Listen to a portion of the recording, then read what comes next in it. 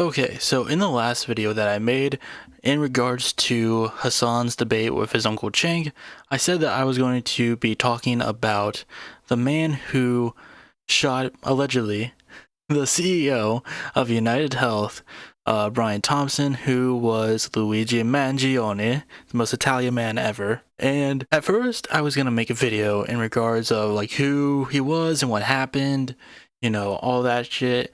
But honestly, the video just came off as pretty basic. Like, I feel like everybody knows what happened at this point. It didn't feel necessary to make outside of just, getting views of a popular topic. And because of that, I wanted to wait until we got some like big news in regards to what's going to happen to him. And we got that news just a couple of days ago in regards to some new charges that he is facing that could lead to him, dealing with the death penalty as a potential sentence for him. And now we have this article from CNN that came out Thursday, well, last Thursday, titled "A Whirlwind Day for Luigi Mangione Ends with New Charges, Revelations from a Notebook, and Transfer to a Federal Prison," which is the same federal prison I believe that P. Diddy is in. So, to start a study cast, I believe his one of his attorneys is also connected to Diddy in some way. I'm not completely sure, but we'll kind of get into this.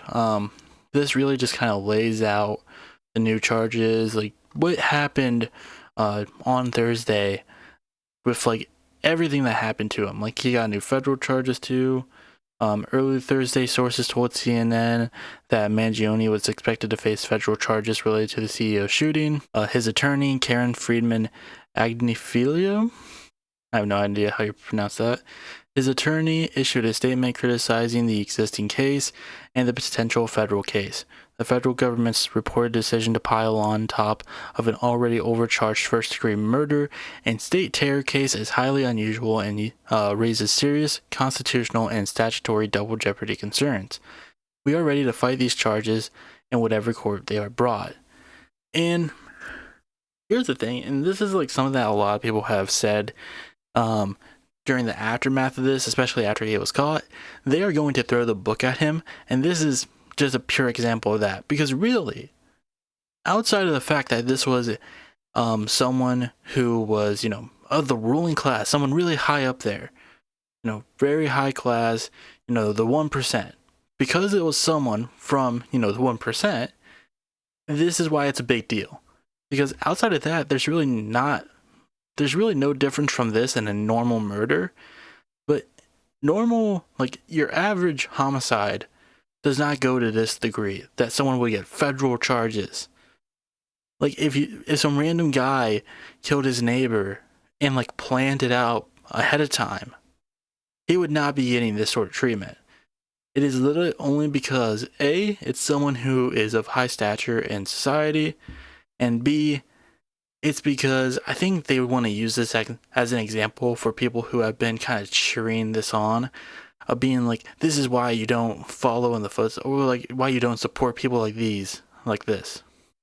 This is why you shouldn't support this guy, because now he's getting federal charges. Like, they're really trying anything and everything to settle like the fire that's kind of spreading within people who are like supporting Luigi, of being like, no, you can't be against us. You can't be against us, the ruling class. Like, you have to be against, people in your own class, people who have like these lived experiences that you share, like troubles with the healthcare system and shit like that. And it's not working. It's really not. It might work for people who like just, eat up whatever mainstream media says, but for, people who've dealt with this personally, who aren't that perceptible to mainstream media, it's not working for them. He had a hearing in Pennsylvania, then he got moved to New York, where they had like a fucking parade. A perp walk. Police drove Mangione to a county airport where he boarded a jet headed to New York.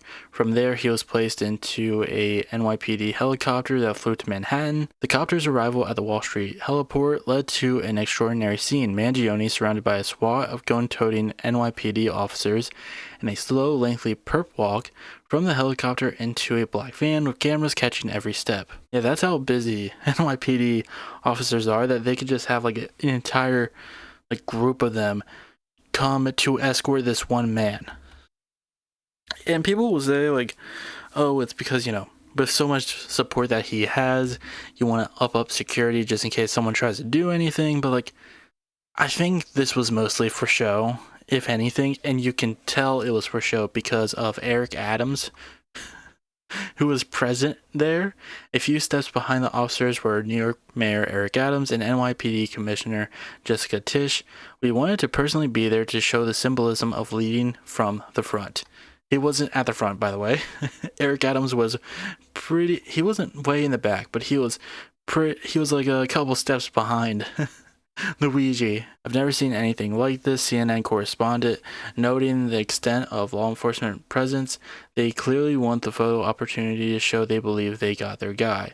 No, I think it's just they want to, kind of boost their own name a bit, especially Eric Adams with all the trouble he's been going through with payoffs from the Turkish government. He would like to kind of clean up his name a bit. The perp walk was a substantial departure from how federal suspects are normally processed, because the parading of the suspect can be prejudicial. The spectacle of heavily armed police presence may be a reflection of Mangione's notoriety. The suspect, I was already talking about this. But yeah, this has just been kind of a mess. We'll watch the CNN report that kind of goes more into it. Police say this ABC News video that goes more into it. Brazenly gunned down a healthcare CEO on the streets of New York City, and now accused killer Luigi Mangione is facing federal murder charges.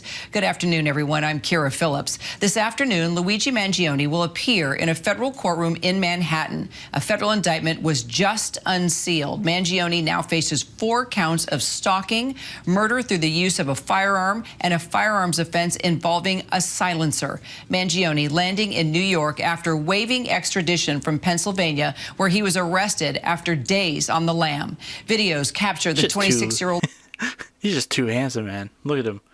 Like, this man does not have a bad angle. He kind of looks like a handsome fella, a bit like a distant, well, not even distant, like a, pretty close relative of a handsome fella a bit, if you can see. It's like the curly hair. He's got the, I don't know, a pretty similar defined jaw. The 26-year-old's transport earlier today, first driven to an airport in Altoona before being loaded onto a small plane to New York. A swath of security in tow the entire time, and Mangione clad in shackles. The accused killer also facing first and second-degree murder charges in New York City related to that Midtown Manhattan killing of Brian Thompson during the early morning hours of December 4th.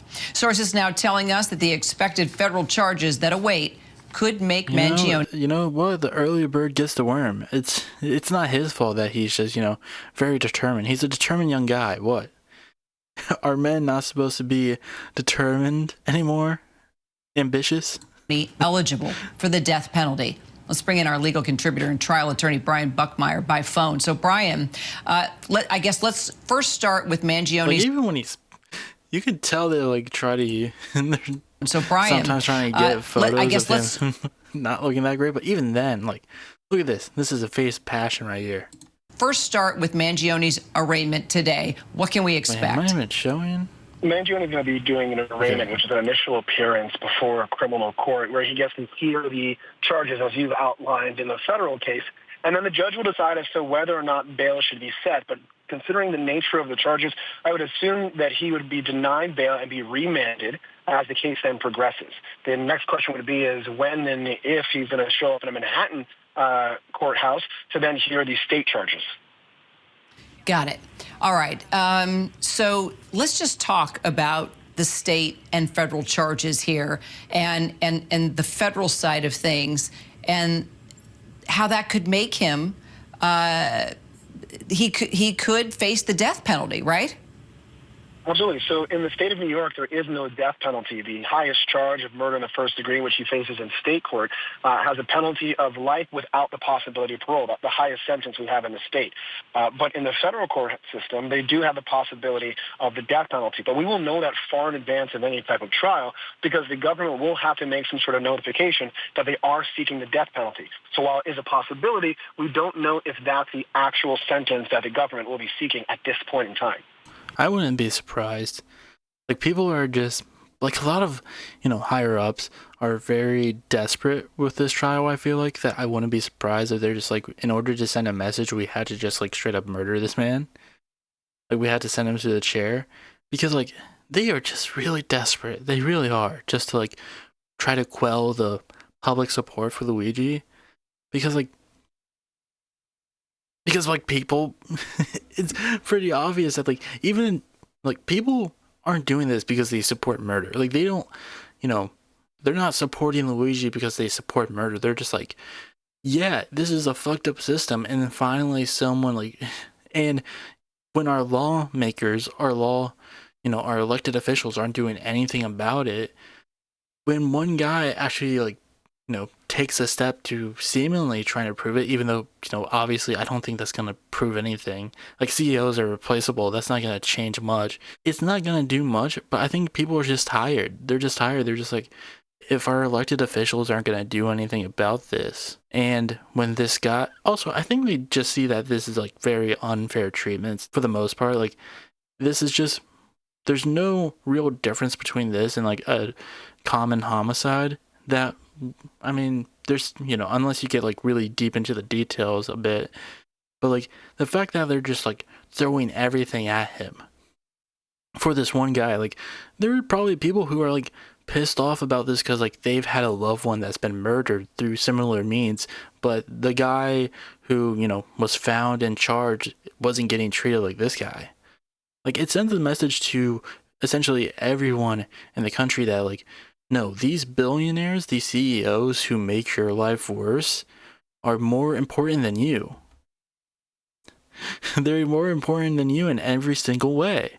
Because if you died because you couldn't get healthcare coverage because UnitedHealth had a AI program that literally had like a 90% failure percentage of like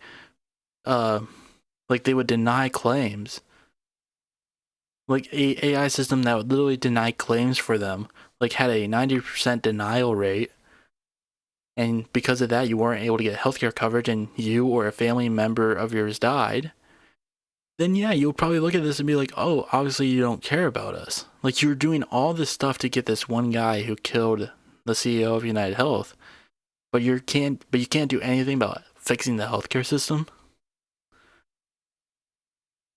And I think it's more obvious that like people up at the top are really just trying to make this way more into a thing than it really should be. And that not just in a way of like setting an example, but also for notoriety a bit. And they're also really trying anything to paint him out to be a villain before a trial even starts. Because remember, regardless of everything, this is all supposed to be alleged. Everything is supposed to be answered in court. But we have people like Eric Adams being there. Account of federal to be in the murder perp through use of a firearm. Where is he? He's not that far out. There he is. Right here. With his long coat. Like him being there is definitely, it's supposed to make like the average person think like, oh, this guy is a dangerous criminal. This guy is a terrorist. They're literally trying to get him on terrorist charges, by the way. That's how ridiculous this is. Even though he literally had in his like little manifest, like in his notebook, he was like, I could go for like a bomb, like I could just bomb him, but then there's the risk of getting innocents involved in that. Like he literally tried to, avoid any innocent civilian casualties as he could. But with Eric Adams being there, that's to send a message of being like, look how dangerous this guy is. He needs all these cops and the mayor there. And then you have Erica Adams talking about this right here. About the shooter. Ivy League, grew up in an affluent household. His manifesto clearly is showing some signs of hating. Our children are being radicalized. I said this over and over again. And everybody's like, what are you talking about, Eric? And, our children are being radicalized to hate the America, to hate the country that put them where they are, This person had. Yeah, they shouldn't be radicalized by this Italian man. They should be they should be inspired by the Turkish government, which should give them money to, allow fire code violations to just be waved away.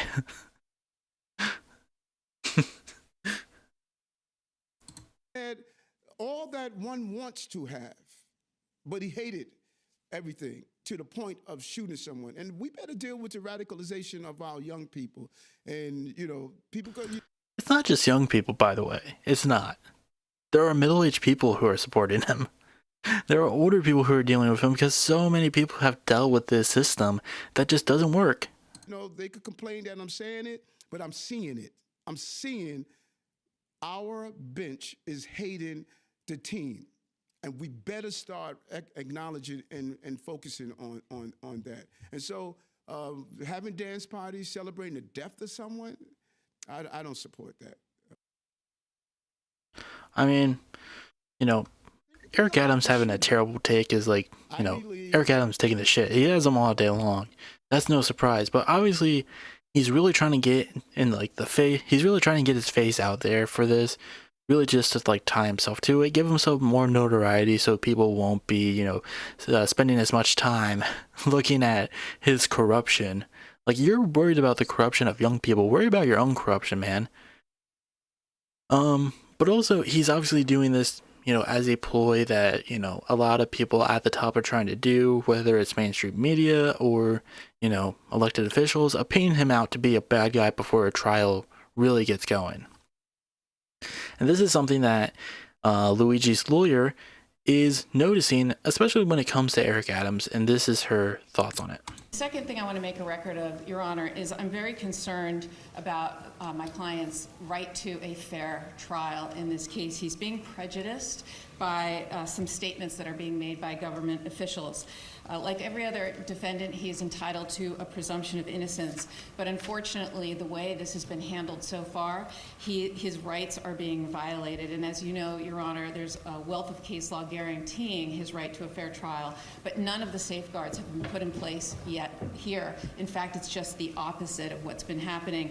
He's a young man, and he is being treated like a human ping pong ball between two warring jurisdictions here.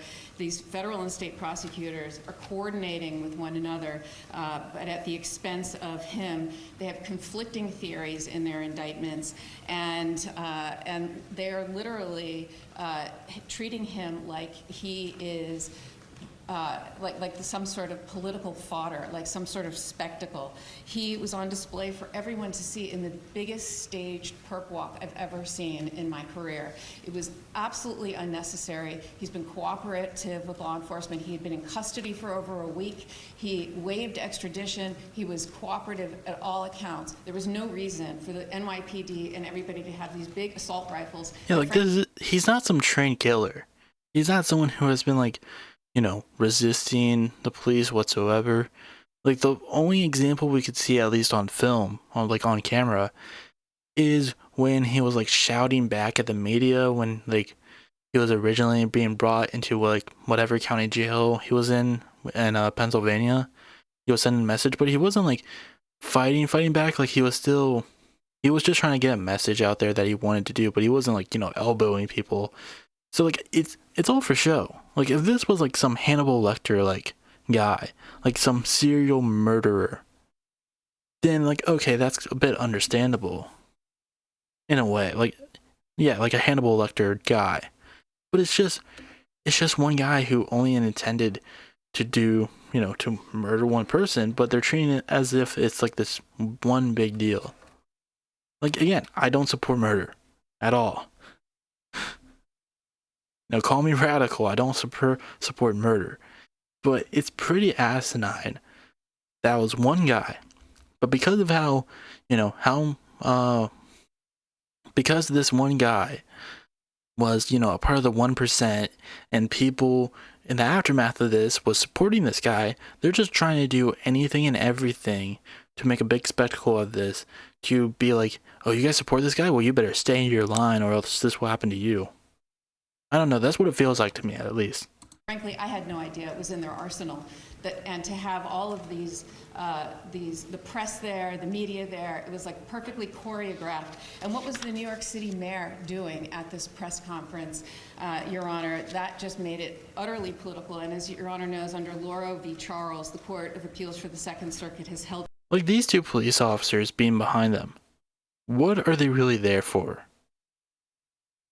Like, you could just have them like stationed near these doors, you know, a little ways out of the way, but they're literally like hovering over him. Do you need that? It's just like, even in these little snippets, these little like moments, you can see like they're just doing as much as they can to make a spectacle out of this when it really doesn't need to be. To be clearly established that these staged perp walks to the media, unrelated to a legitimate law enforcement objective, is unconstitutional. And I submit there was zero law enforcement objective to do that sort of perp walk. There's absolutely no need for that whatsoever. And frankly, Your Honor, the mayor should know more than anyone of the presumption of innocence that he too is afforded when he dealing with his own issues. And frankly, I submit that he was just trying to detract from those issues by making a spectacle of Mr. Mangione. And there are consequences to this. He has a right to a fair trial. And I just want to put on the record statements that the mayor made publicly about my client. Nothing saying alleged, for example. And he said, I wanted to send a strong message with the police commissioner that we're leading from the front. I'm not going to just allow him to come into our city. I wanted to look him in the eye and state, you carried out this terrorist act in my city, the city of New York that I love. And he wanted to show symbolism. I wonder if Eric Adams is going to lead from the front, and when it comes to that one woman being burned alive while the police did nothing to help her. Like, I'm not sure if you guys seen that, but there was a woman who was burned alive on a subway, and the police did nothing to help her. I wonder if Eric Adams is gonna come out and, you know, lead from the front in that regard, being like, we need to do something about our, you know, our police officers' lack of empathy and lack of action when people really need their help, you know, or they're, you know, those people who got shot for not paying their train fare because the police officers just didn't want to chase after them. I wonder if he led from the front of being like, hey, we need to do something about these police officers who are too quick to draw their weapons just because they don't want to, you know, do their job. Oh, you mean to tell me that, like, isn't he a former cop? Even if he isn't a former cop, he still loves the police and will do nothing to, you know, reform the police in New York, despite all the terrible shit that they do.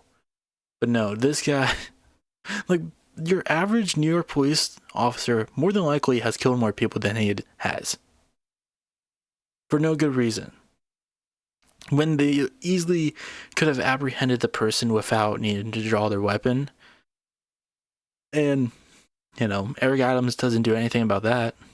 Your Honor, he's not a symbol. He's somebody who is afforded the right to a fair trial. He's innocent until proven guilty. And the mayor was talking to jurors, future potential jurors that elected him. Those are the people that elected him that he is talking to and calling this man a terrorist. Yeah. So, Your Honor, I just... Like, again, as we mentioned, they're trying to make him out to be like this terrorist, this like serial murderer before a trial even starts.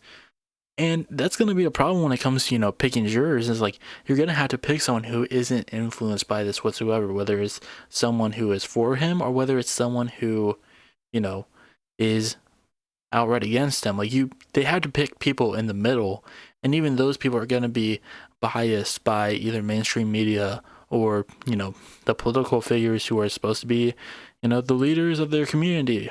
I don't know. It's all just a mess.